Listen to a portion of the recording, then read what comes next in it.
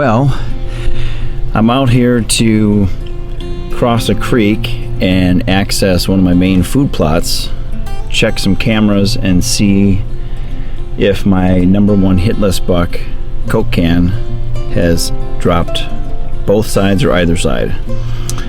Because the creek is extremely high, we had rain last night, torrential downpour for a short amount of time, maybe an hour.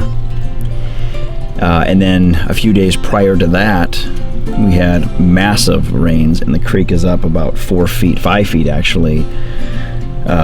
Yesterday, it's dropped down maybe a foot, but it's too high for me to get across with hip boots.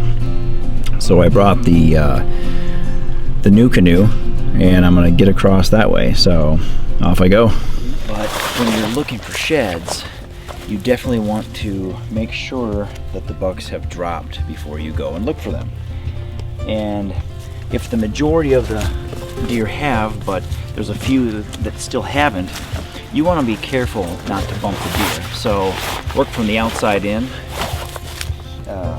Don't necessarily penetrate deep into your core areas and then risk bumping the deer out of the area completely. Or even temporarily, and dropping the sheds elsewhere where you can't find them. So I came in here, I just parked the truck. I'm gonna get the old Nucanoe out and load it up, head on down. Like I mentioned earlier, the creek came up about 3 or 4 days ago with a heavy rainfall. It started late night and continued all through the evening and into the morning hours. Creek came up about 6 feet. It comes up quickly and then it also drains quickly.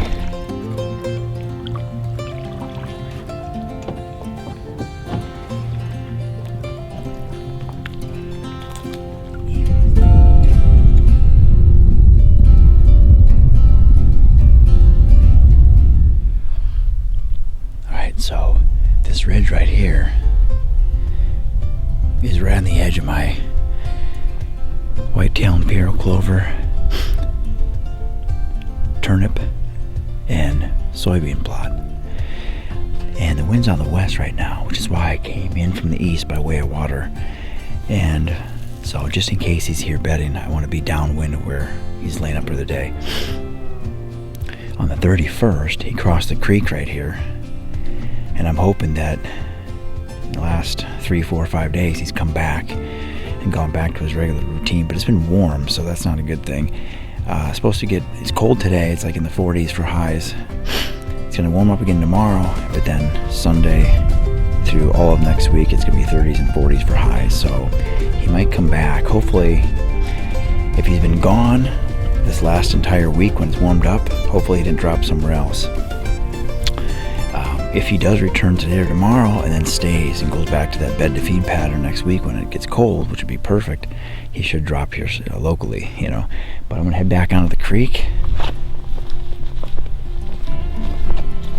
and get out of here.